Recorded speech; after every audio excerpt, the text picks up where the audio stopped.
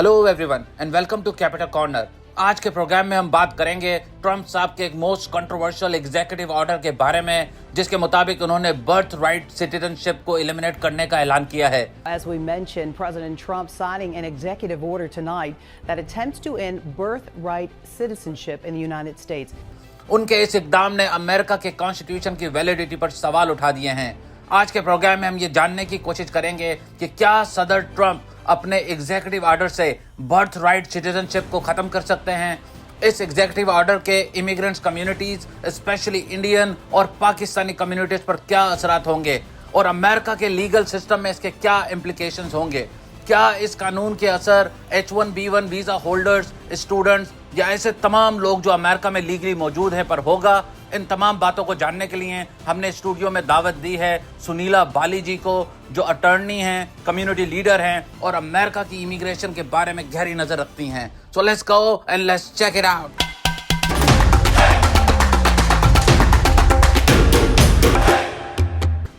Welcome Sunila ji, welcome to Capital Corner. Thank you so much, Mansoor bhai. Good evening. Salam alaikum. Namaste. Thank you so much. Sunila ji, let's start with the constitutional perspective. 14th Amendment clearly states कि जो भी America में पैदा होगा, जो भी America की soil में पैदा होगा, वो यूएस सिटीजन कहलाएगा। ट्रम्प साहब ने एग्जीक्यूटिव ऑर्डर के जरिए इस लॉन्ग स्टैंडिंग कॉन्स्टिट्यूशनल प्रिंसिपल को चैलेंज किया है। क्या कहेंगी आप इस कानून के बारे में और इस एग्जीक्यूटिव ऑर्डर के बारे में? थैंक यू मंसूर भाई। श्योर, जैसा कि आपने कहा ये बहुत कंट्रोवर्शियल टॉपिक है, तो इससे पहले कि हम कोई डिस्कशन शुरू करें, मैं ये ज़रूर कहना चाहूँगी कि मैं कोई यहाँ लीगल एडवाइस नहीं दे रही हूँ। ये एक डिस्कशन है और हमारी कोशिश है कि इस प्रोग्राम के ज़रिए हम इंटरप्रेट कर सकें उस बात को जिस वजह से बहुत कन्फ्यूजन हो रहा है कि हमारा लॉ क्या है और एग्जीक्यूटिव ऑर्डर आखिर होता क्या है और उसका मतलब क्या है आम लोगों के लिए, आपके लिए, मेरे लिए और हमारे व्यूअर्स के लिए। तो आपका क्वेश्चन ये है कि ये एग्जीक्यूटिव ऑर्डर जो है इसका मतलब क्या है। Before we get into that, तो जो कॉन्स्टिट्यूशन है उसको supreme law of the land कहा जाता है, उसके बड़ा ऊपर और कुछ नहीं। तो उसको प्रेसिडेंट हो या आप हो या मैं हूँ या कोई भी हो, उस लॉ के ऊपर नहीं है। जितने भी लोग हैं यहाँ पर जो पैदा हुए हैं और जिनके ऊपर यूनाइटेड स्टेट्स की ज्यूरिसडिक्शन है, वो यहाँ के सिटीजन हैं। ठीक है, तो जो बात प्रेसिडेंट ट्रम्प ने की है वो कोई अलग नहीं है, वो कोई नई बात नहीं की। उन्होंने कॉन्स्टिट्यूशन की अमेंडमेंट की ही बात की है। बात जहाँ पे कंट्रोवर्शियल हो रही है वो वहाँ हो रही है कि इस जो टर्म है कि जिस इंसान पे या जिस बच्चे पे, न्यू बॉर्न पे ज्यूरिसडिक्शन है यूएस के लॉज की, वो तो यहाँ का सिटीजन है और बाकी नहीं है। तो सवाल ये उठता है कि ऐसा कौन है यहाँ पे जिस पे ज्यूरिसडिक्शन नहीं है। ये जो एग्जीक्यूटिव ऑर्डर उन्होंने बोला है, क्या ये with in the power of president आता भी है कि नहीं? क्या वो अपनी पावर से ज्यादा ऑपरेट कर रहे हैं?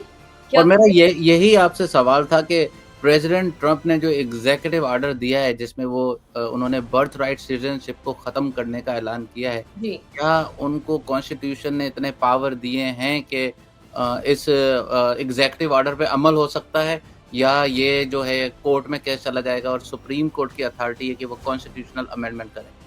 बिल्कुल सही सवाल आपने पूछा है और as we speak already 22 states ने इस चीज़ को सू कर दिया है। फेडरल कोर्ट में 50 में से 22 स्टेट्स ऑलरेडी इसको नहीं मान रही हैं एज वैलिड, और उन्होंने जाके फेडरल कोर्ट में इसको चैलेंज किया है। तो कोर्ट में तो ये डेफिनेटली जाएगा, और जैसे कि हमने अभी बात की थी, कोर्ट में कौन जाता है और किस वजह से आप जाते हैं जबकि क्लैरिटी नहीं है। जी। या फिर सेपरेशन ऑफ पावर्स की इशू है, राइट, कि प्रेसिडेंट को क्या अथॉरिटी है ये करने की।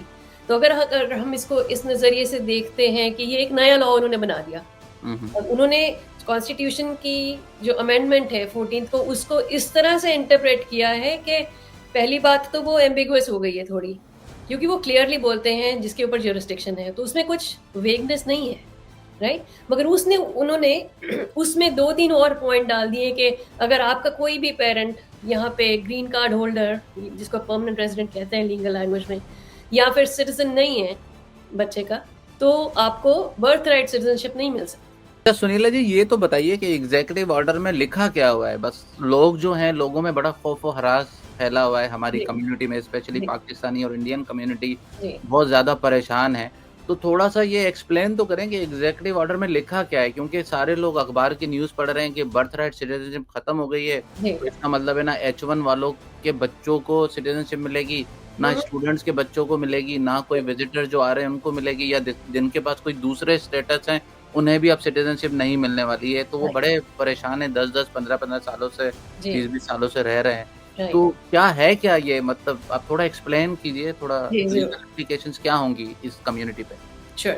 सो again let's go back to हमने बात की थी ज्यूरिसडिक्शन की, राइट? अब उनका जो इंटरप्रिटेशन है या जो मैसेज व्हाइट हाउस से आया है एग्जीक्यूटिव ऑर्डर में, उन्होंने 2 चीज़ें साफ-साफ उसमें कही हैं। एक तो ये कि अगर आपके ऊपर ज्यूरिसडिक्शन नहीं है, तो फिर बर्थ राइट सिटीज़नशिप नहीं मिलेगी। अब हुँ, ज्यूरिसडिक्शन कैसे नहीं है? एक तो जैसे कि आपने कहा, अगर आपका either of your parent is not a US citizen और अ ग्रीन कार्ड होल्डर, तो फिर आपका कोई कनेक्शन है नहीं इस लैंड के साथ। हुँ, हुँ। तो अगर आपका खून का रिश्ता नहीं है इस लैंड के साथ, तो फिर आपको ये सिटीज़नशिप नहीं मिल रही। जैसे कि पुरानी कंट्रीज़ में हायरार्की हुआ करती थी, फ्यूडलिज़्म था। यूरोप के काफ़ी देशों में ऐसा होता था कि आप अगर वहीं के हैं तो वहीं मिलेगी, और आज भी ऐसी काफ़ी कंट्रीज़ हैं जहाँ पे ऐसा ही है। आप वहाँ पे जाके रह सकते हैं, काम कर सकते हैं, मगर वो आपको अपना सिटीज़न नहीं मानते। जी। अमेरिका ऐसा नहीं था, यूनाइटेड स्टेट्स में ऐसा नहीं होता था। ये पहली बार बात उठी है after the supreme court decision, right? लेकिन ये एक तो पहली बार। उसमें कॉन्स्टिट्यूशन में ये तो मौजूद है ना कि अगर डिप्लोमेट्स के बच्चे हैं या एम्बेसडर वगैरह जी। के बच्चे हैं, तो उनको उनको सिटीज़नशिप नहीं नहीं मिलेगा, जी, राइट। मगर जो दूसरी बात है, जो जहाँ पे ज़्यादा पैनिक हो रहा है, वो ये कहते हैं कि नॉट ओनली कि आप यहाँ पे अनडॉक्यूमेंटेड हो, मगर अगर आप एज़ अ विज़िटर भी आए हो या फिर एज़ अ स्टूडेंट आए हो या फिर टेम्परेरी वर्कर हो, H1B पे हो या किसी और वीज़ा पे यहाँ पे मौजूद हो, तो तभी भी आपको यहाँ पे ये राइट, अगर आपके बच्चे यहाँ पे जन्म लेते हैं, तो उनको ये राइट नहीं दिया जाएगा। तो इसका इम्पैक्ट अगर आप कहें तो मैसिव है। ऐसे तो हज़ारों हैं, हम सारे ही वहाँ पे थे कुछ साल पहले, राइट? हम जितने भी इमिग्रेंट आए हैं, बहुत कम हैं जो बिना सिवाय जो फैमिली इमिग्रेशन के आते हैं। नॉर्मली सब लोग यहाँ पे या फिर काम या फिर स्टूडेंट बन के आते हैं, जी, राइट? जी। तो वो सारे लोग पाकिस्तान, इंडिया, हमारे सारे साउथ एशियन कंट्रीज़ तो मोस्टली आते ही H1B वीज़ा पे हैं या L1 पे आते हैं या फिर पढ़ने आते हैं यहाँ पे। तो ये उन सबको इम्पैक्ट करता है as we speak right now. तो अभी आज 22 जनवरी को इट इज़ इन इफेक्ट, और अगर आपका बच्चा कल पैदा हो रहा है, तो तब तो ठीक है।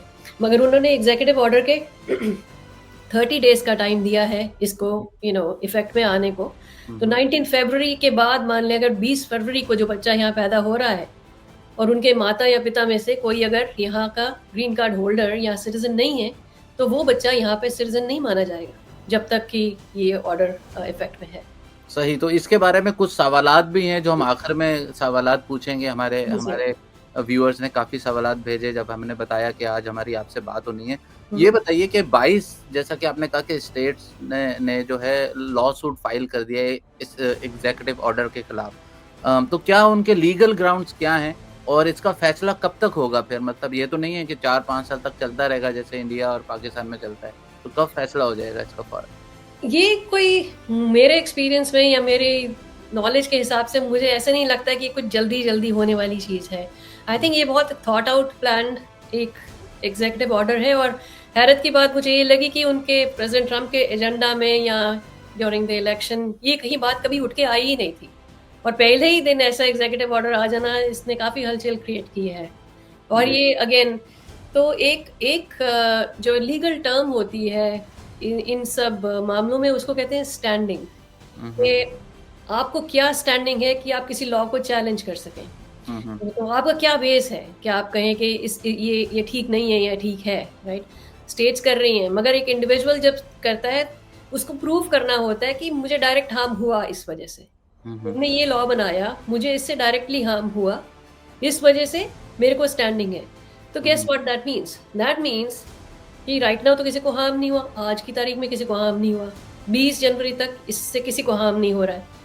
इसका मतलब क्या है? इफेक्टिवली उन्होंने 1 महीने तक तो सबका मुँह बंद करा दिया। हुँ, हुँ। आप जाके किसी को कुछ कह नहीं सकते। बिल्कुल। उसके बाद जो बच्चा पैदा होगा, तो वो उतना बड़ा तो होना चाहिए कि कह सके कि आपके इस लॉ की वजह से मुझे ये तकलीफ हुई है क्योंकि मैं सिटीज़न नहीं हूँ, तो उस बच्चे को उस उम्र तक आते आते थोड़ा टाइम लग जाएगा। बिल्कुल।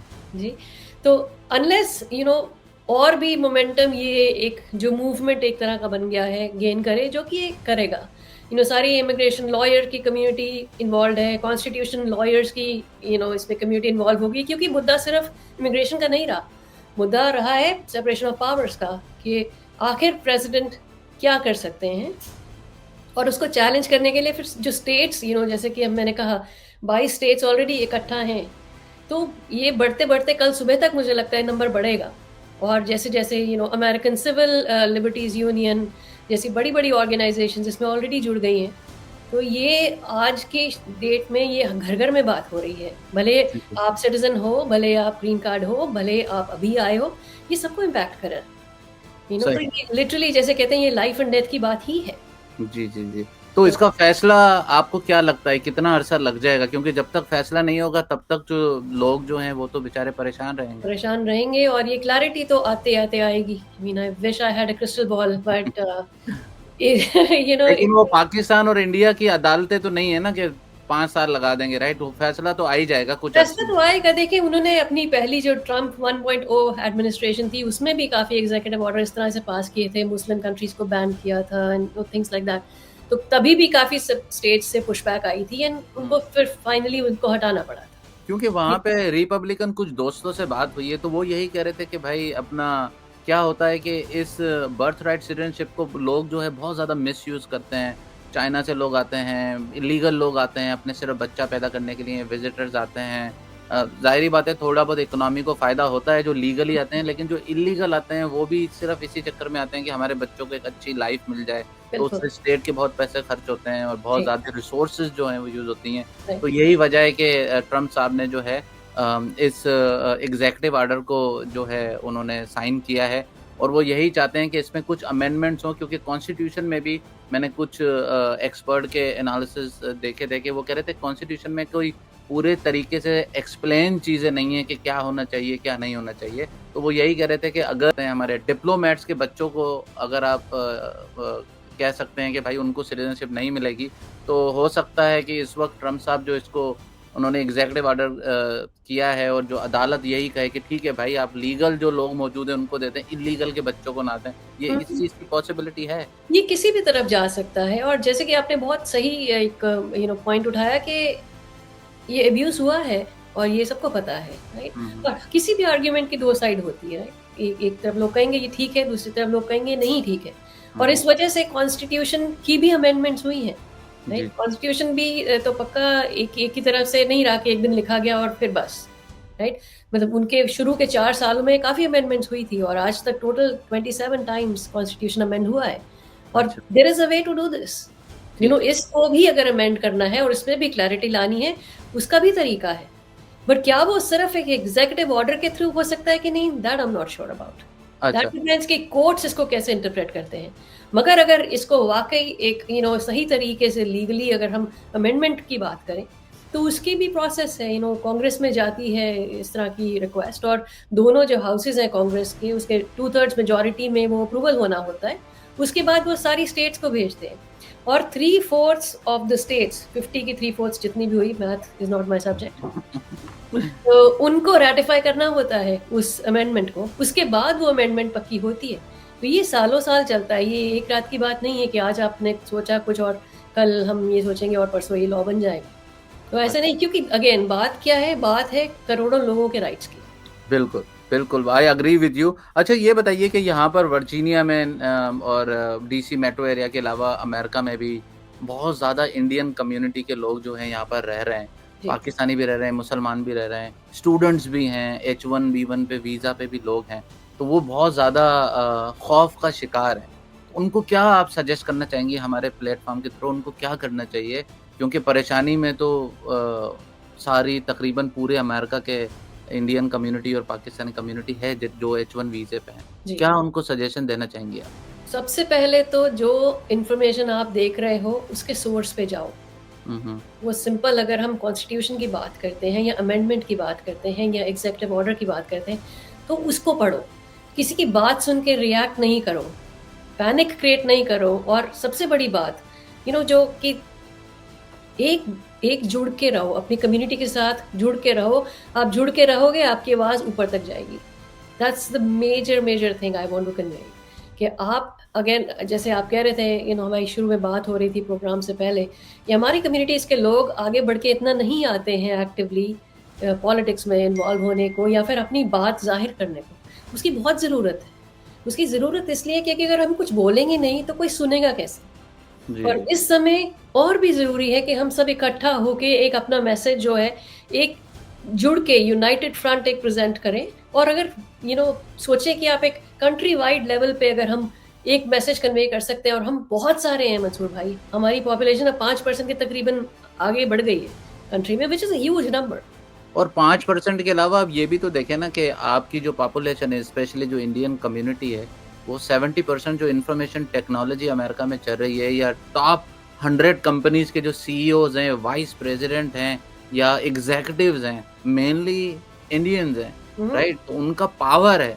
अभी भी विवेक रामास्वामी आपने देखा, वो मतलब जी, प्रेसिडेंट का अगर राइट हैंड एलन मस्क है तो लेफ्ट हैंड ये भी था। तो बिल्कुल। वो इतना पावरफुल कम्युनिटी है। हमारे वाइस प्रेसिडेंट की बीवी जो है हुँ। वो इंडियन है।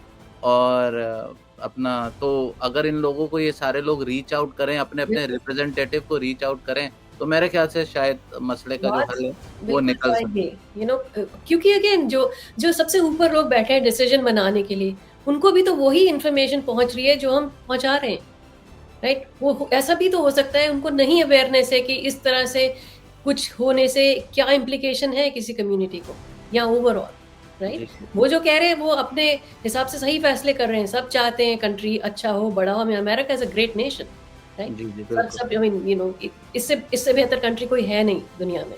इसलिए हम लोग सब यहाँ पे हैं, जी, जी। अच्छा, राइट? ये बताइए, कुछ सवालात लोगों ने पूछे हैं। एक हमारे दोस्त हैं, उन्होंने ये सवाल अपना नाम ना बताने की रिक्वेस्ट की है। तो जी। उनका ये सवाल था कि वो इस वक़्त H1 पर हैं और तकरीबन उनको यहाँ पे 9 साल हो चुके हैं, हुँ, और उनकी वाइफ़ जो हैं वो प्रेग्नेंट हैं और अगले 3 महीने में उनको जो है बेबी डिलीवर होगा। जी, तो उनका ये सवाल था कि अगर ये एग्ज़ीक्यूटिव ऑर्डर जो है, मतलब इसको रिजेक्ट नहीं करते हैं, जी। तो उनके बच्चे की क्या हैसियत होगी? और अगर उनका जो बेबी जो पैदा होगा, तो ज़ाहिर-सी बात है, अगर उसका कोई स्टेटस नहीं होगा तो क्या उन्हें वापस इंडिया जाना पड़ेगा? मतलब ये थोड़े से जी, बड़े कॉम्प्लिकेटेड सवालात हैं, और जी, लोग हैं ना, ये CNN और ये फॉक्स देख के बहुत ज़्यादा उनमें खौफ़ व हरास है। जी, आई नो। अगेन मैं फिर से रिपीट करना चाहूँगी कि मैं कोई लीगल एडवाइस यहाँ नहीं दे सकती हूँ।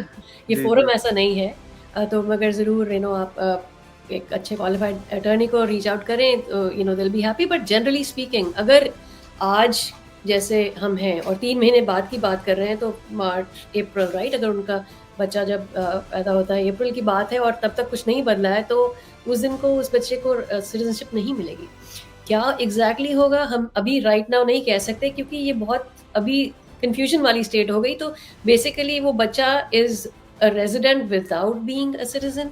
लाइक एग्ज़ैक्टली अगर उनके पिता का या उनकी माता का स्टेटस H1B है, तो पैदा होते ही उसको H4 मिल जाएगा, वो कैसे प्ले आउट होगा? ये सब बातों में क्लैरिटी अभी सरकार की तरफ से आई नहीं है। और इसी तरीके से विज़िटर्स हैं और राइट। स्टूडेंट्स हैं, उनके भी यही सवालात थे कि भाई अगर तो बीवी प्रेग्नेंट है या कोई शादी कर रहे हैं स्टूडेंट आपस में, तो उनके जो बच्चों की लीगल हैसियत होगी वो हुँ। क्या होगी? वो भी वो हो। तो और कभी विज़िटर जैसे कोई है तो उसके बच्चे को तो कुछ नहीं मिलेगा, राइट? कुछ नहीं मिलेगा। और ये इस बात की इम्प्लीकेशन हमने अभी तक जितना इस बारे को सोचो वो उतनी डीपर हिट करती है कि जैसा कि आप जानते हो, हर कंट्री का सालाना कोटा होता है कि इतने एक कंट्री को 1 साल में इतने ग्रीन कार्ड दिए जाएँगे। हुँ, तो हुँ। अगर उन बच्चों के जो कि अभी पैदा ही नहीं हुए, इस दौरान में उनके पेरेंट्स का आफ्टर द बर्थ उनका स्टेटस आ गया। मान लीजिए आज आप H1B पे हैं और बच्चा 3, 4, 5 महीने का है। अब वो ग्रीन कार्ड बन गए, तो अब उस बच्चे का स्टेटस क्या है? अब उसको क्या करना है? तो ये सब बातें आई थिंक टाइम के साथ-साथ क्लैरिफाई होंगी लेंगे, क्योंकि हर किसी की सिचुएशन बहुत यूनिक है। जी, जी। जी। अच्छा, आप अटॉर्नी हैं, तो आप बताइए, ऐसे कई केसेज़ आपने अपनी ज़िंदगी में यहाँ पर देखे होंगे। क्या फ़ैसला होगा इसका? आपको लगता है कि कोर्ट जो है वो इस एग्ज़ीक्यूटिव ऑर्डर को रिजेक्ट कर देगी, हॉल्ट कर देगी, रिजेक्ट कर देगी, क्या करेगी कोर्ट? देखिए मामला क्योंकि कोर्ट इतना में सारे सिंपल लोग, है नहीं। काफ़ी लोग कंज़र्वेटिव हैं जो जी, ट्रम्प साहब के अपॉइंटीज़ हैं, तो क्या जी। होगा? I wish there was a straight answer. अब मैं जहाँ तक मुझे लगता है कि ये जाएगा तो हेल्म तक, ये सुप्रीम कोर्ट तक मामला जाना ही है, क्योंकि बात अब कॉन्स्टिट्यूशन की है और किसी स्टेट लॉ को या किसी फेडरल डिस्ट्रिक्ट कोर्ट को, किसी अपील्स कोर्ट को इतनी अथॉरिटी नहीं है कि वो कॉन्स्टिट्यूशन को एनालाइज कर सकें। तो कुछ केसेस ऐसे होते हैं जिनके ऊपर सुप्रीम कोर्ट की डायरेक्ट ज्यूरिसडिक्शन होती है, अच्छा right? अच्छा, तो ये मामला वहाँ जाना है, इतना तो तय है। तो सही वहाँ है। जाके क्या होगा, किस तरह से इन लोग के दोनों साइड के वकील इसको प्रेजेंट करेंगे, I am not an expert in that. मेरी इतनी काबिलियत है नहीं कि मैं कह सकूँ ये ऐसा होगा। अच्छा, But- जब भी यहाँ पर इमिग्रेशन में इंडियन कम्युनिटी को जो है कुछ परेशानियां होती हैं, जी तो देखा गया है कि मोदी साहब जो हैं वो फिर विजिट करते हैं यहाँ पे, या इंडिया से जो आपके फॉरेन मिनिस्टर्स हैं ये सारे लोग आते हैं और फिर ये बातचीत होती है जी और फिर वो बातचीत के जरिए मसले जो हैं हल होते हैं और इमिग्रेंट जो कम्युनिटी है यहाँ पे उसको बड़ा फायदा होता है। आपको लगता है ऐसा कुछ होने जा रहा है? कुछ इंडिकेशंस मिली हैं? देखिए, बात सिर्फ इंडिया की नहीं है ना इस बारी। जी बात जी तो बिल्कुल। अब यहाँ के लोगों की, जो लोग अपने अपने कंट्रीज को छोड़ के यहाँ आ गए। जी जी तो अगर बात अब ये वैसे सुलझाने वाली होती तो हम ऐसा ही इमेजिन कर सकते हैं कि एक इंटरनेशनल बड़ी सी कन्वेंशन हो रही है जी जी जहाँ पे सारे, क्योंकि एक तरफ आप डाइवर्सिटी वीजा दे रहे हैं लोगों को, जी दूसरी जी। तरफ आप कह रहे हैं अब यहाँ हम आपको राइट्स नहीं देंगे, तो कंट्रोवर्सी तो है। अच्छा, ये बताइए कि H1 जो वीज़ा की जो नई पॉलिसी आई है, जी आपने देखा ट्रम्प साहब की गवर्नमेंट की तरफ से, तो उसमें क्या मतलब कुछ ऐसी चीज़ें हैं, कुछ चेंजेस हुई हैं उसमें, या कुछ ऐसी मुश्किलात जो हैं पैदा की गई हैं? क्या है अब नया H1 की पॉलिसी क्या है? उसके बारे में थोड़ा बताइए प्लीज़। जी ज़रूर, बट एक बात जो मैं क्लैरिफाई करना चाहूँगी, ये ट्रम्प एडमिनिस्ट्रेशन की तरफ से नहीं है, ये एक्चुअली ओरिजिनेट हुई थी बाइडेन एडमिनिस्ट्रेशन के अंडर, और जो फाइनल रूल है वो अब आया है, राइट? जी, तो जी। ये एक मिक्स्ड, आई थिंक एक वेल प्रोग्राम्ड जो एक स्ट्रक्चर है, दोनों सरकारों ने मिलकर बनाया। तो उसमें कुछ चीज़ें हैं जो सिग्निफिकेंटली डिफरेंट है पुराने H1B प्रोग्राम से। सबसे दो चीज़ें मेरे को लगा कि जो काफ़ी खास डिफरेंट है। एक तो फ़ायदे की बात है स्टूडेंट्स की, जो F1 पे स्टूडेंट हैं, जो अपना प्रोग्राम ख़त्म करने के बाद OPT जो ऑप्शनल प्रैक्टिकल ट्रेनिंग मिलती है, लोगों को यहाँ पे काम करने का मौका मिलता है अपना कोर्स ऑफ स्टडी ख़त्म करने के बाद। उसमें ये होता था कि अगर आपका वो पीरियड जून या जुलाई में मान लें ख़त्म हो रहा है, आप लोग फरवरी मार्च में अपनी H1B की रजिस्ट्रेशन कराते हो, मान लो आप लॉटरी में पिक हो गए और फिर आप फाइल करते हो अपना H1, और वो H1 जो है वो 1 अक्टूबर से शुरू होता है फिजिकल ईयर के पहले दिन से, राइट? अगर आपका जून जुलाई में वो OPT ख़त्म हो गया तो आपको एक ऑटोमेटिक एक्सटेंशन मिल जाती थी अक्टूबर 1 तक काम करने की, राइट? बट पिछले कुछ सालों से ये हो रहा है, क्योंकि H1B की फाइलिंग्स इतनी सारी हैं, डबल लॉटरी निकल रही है, तीसरा राउंड हो रहा है, काफ़ी कुछ हो रहा है, राइट? तो उसमें काफ़ी लोगों का H1 पिक होने के बावजूद वो प्रोसेसिंग वो 1 अक्टूबर तक कंप्लीट नहीं कर पाते थे। जी, जी। तो ये लोग जो बच्चे हैं ये काम कर सकते थे 1 अक्टूबर तक, मगर उनका अगर केस अप्रूव नहीं हुआ, अगर उनका अगले मार्च में केस अप्रूव हो रहा है, तो अक्टूबर से लेके अगले मार्च तक वो एक लिम्बो में थे, ना वो काम कर सकते हैं, ना वो कंट्री छोड़ के जा सकते हैं, तो वो करें क्या? और स्टूडेंट्स के पास इतने पैसे या इतनी सेविंग नहीं होती कि 6 महीने हॉलिडे करेंगे, राइट? तो ये एक मेजर चेंज है कि उस पीरियड को 1 अक्टूबर से बढ़ा के 1 अप्रैल कर दिया गया है अगले फिजिकल ईयर के लिए। तो वो 6 महीने का टाइम एक्स्ट्रा जो एडिशनल बेनिफिट है, वो आई थिंक काफ़ी फ़ायदेमंद रहेगा जो लोग इस सिचुएशन में हैं। ठीक है। और अभी तो इमिग्रेशन पे अभी तो H1 पे इतनी कंट्रोवर्सी चली है, आपने देखा। आपको क्या लगता है कि ट्रम्प साहब की जो एरा में या अगले जो 4 साल हैं वो इमिग्रेशन में कोई नरमी आएगी?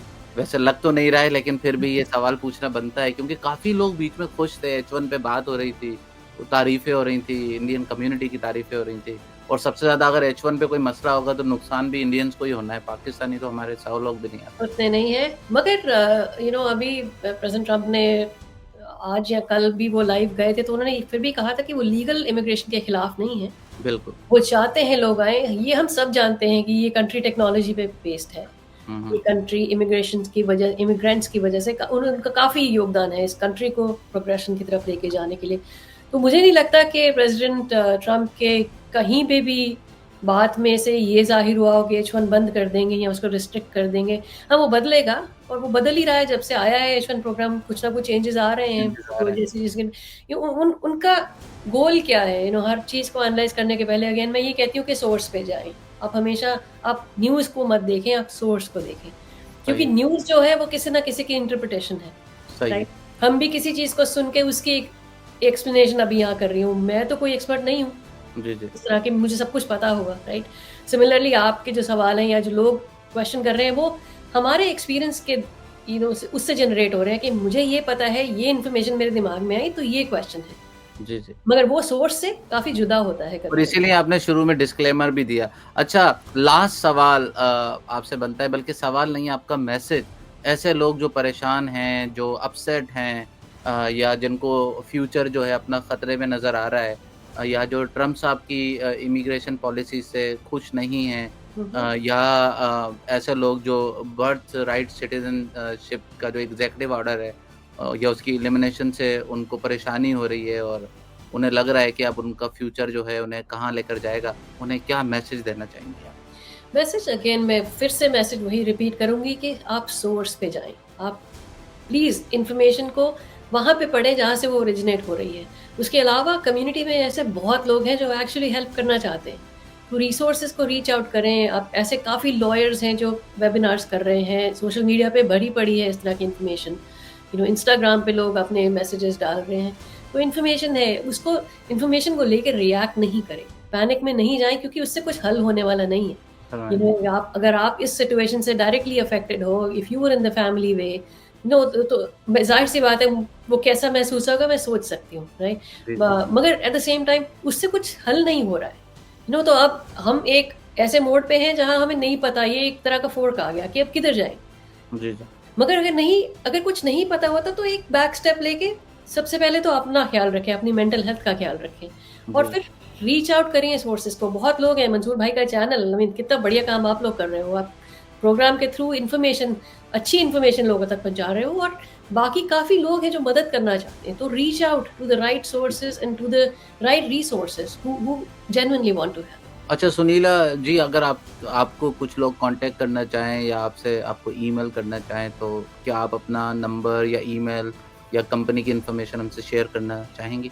जी, श्योर। आई मीन मेरे को आप ज़रूर ईमेल कर सकते हैं। My email is info and आप डिस्प्ले कर दें info@finlegalva.com finlegalva for Virginia.com और जितनी मेरी कोशिश हो पाएगी, जितना मेरे से हो पाएगा मैं ज़रूर रिस्पॉन्ड करूँगी। But again my message is कि तूफ़ान तो आना है, आकर चले जाना है, राइट? तो आप लोग अपना ध्यान रखें और जैसा-जैसे होगा डील करेंगे।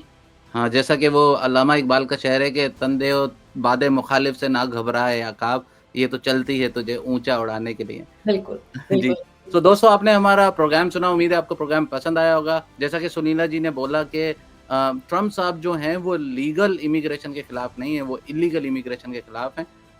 तो मुझे लगता है जो भी आपके मसले हैं, अगर आपके पास सही सोर्स है और आपके पास सही इन्फॉर्मेशन है तो आपको कोई मसला नहीं होना चाहिए। और अगर आपको कोई भी क्वेश्चन हो तो आप सुनीला जी को डायरेक्टली रीच आउट कर सकते हैं। हम उनका ईमेल, उनका फ़ोन नंबर उनकी इजाज़त से और उनकी कंपनी की इन्फॉर्मेशन शेयर करेंगे। बहुत शुक्रिया, thank you so much, have a nice day, God bless you and may Thank God you, bless dear. Thank you. You too. Thank you, and stay well. All thank right. You. Thanks.